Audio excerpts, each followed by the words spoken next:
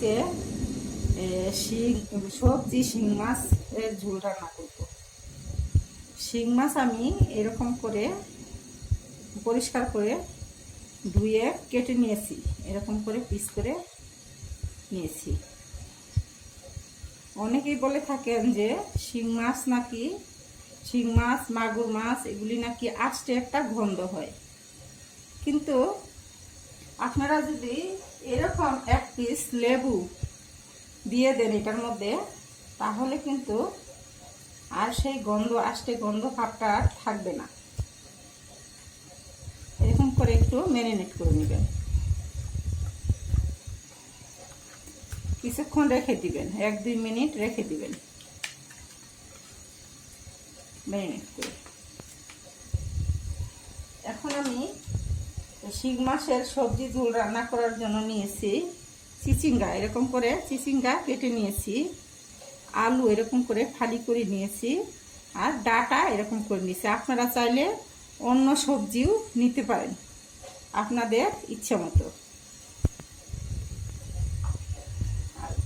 এইরকম 2 কোয়া রসুন নিয়েছি আমি কেটে, এই যে এরকম ছোট ছোট করে কেটেছি, আর ছোট ছোট 2টা পেঁয়াজ নিয়েছি কেটে ছোট করে। এখন আমি রান্না করব। কড়াইয়ে তেল দিয়ে দিচ্ছি, সাদা সয়াবিন তেল 4 চামচ পরিমাণ, 4 টেবিল চামচ পরিমাণ।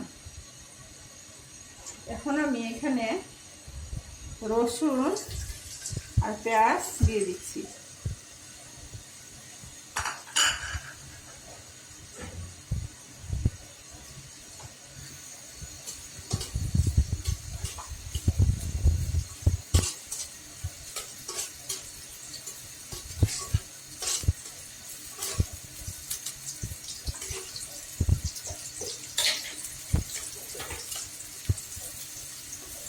আমি একটু হালকা বাদামি হওয়া পর্যন্ত নাড়তে থাকবো। দেখুন এখন একটু হালকা বাদামি কালার হয়ে এসেছে। এখন আমি শিং মাছগুলি দিয়ে দিচ্ছি।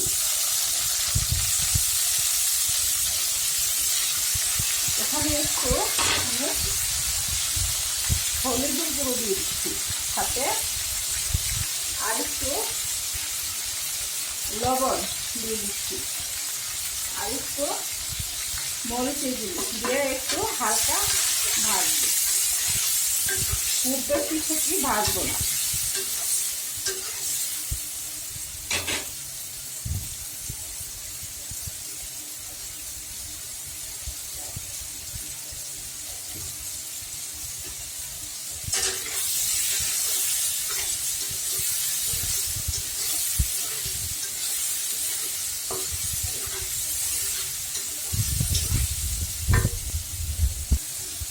এখন আমি মাছগুলি উঠিয়ে নিচ্ছি।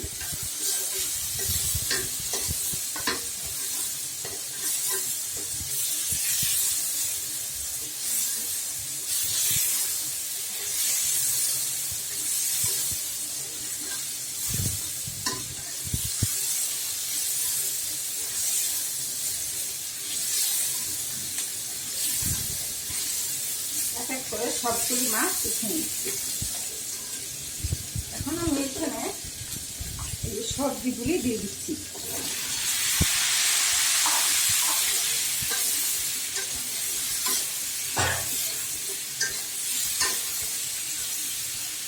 এখানে আমি এখন মরিচের গুঁড়ো দিয়ে দিচ্ছি, চাইলে আপনারা কাঁচা মরিচও ইউজ করতে পারেন,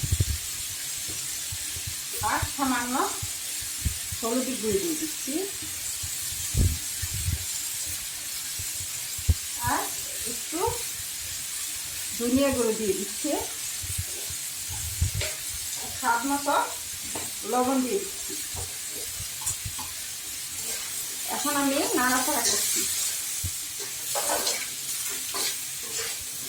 ভালো করে মিশিয়ে দিবেন মশলাগুলি, যেন সব কটা সবজির সাথে মিশে যায় মশলাগুলি। এখন আমি যেহেতু সেটা ঝোল করব, একটু পানি দিতে হবে সিদ্ধ হওয়ার পরে যেন ঝোল থাকে সেরকম করে। দেখো এরকম হবে। এখন আমি মাছগুলি দিয়ে দিচ্ছি।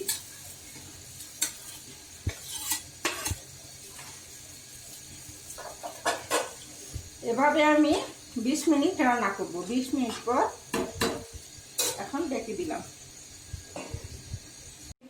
দেখুন, দেখতে এরকম হয়েছে। আমি আগে জিরা ভেজে গুঁড়া করে নিয়েছি, এখানে একটু জিরা গুঁড়া দিয়ে দিলাম।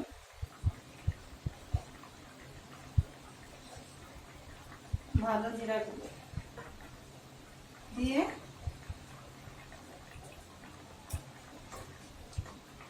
আমি উঠিয়ে নিব। হয়ে গেছে আমার মজাদার সবজি শিং মাছের ঝোল। দেখুন খেতে খুবই মজাদার সুস্বাদু হবে।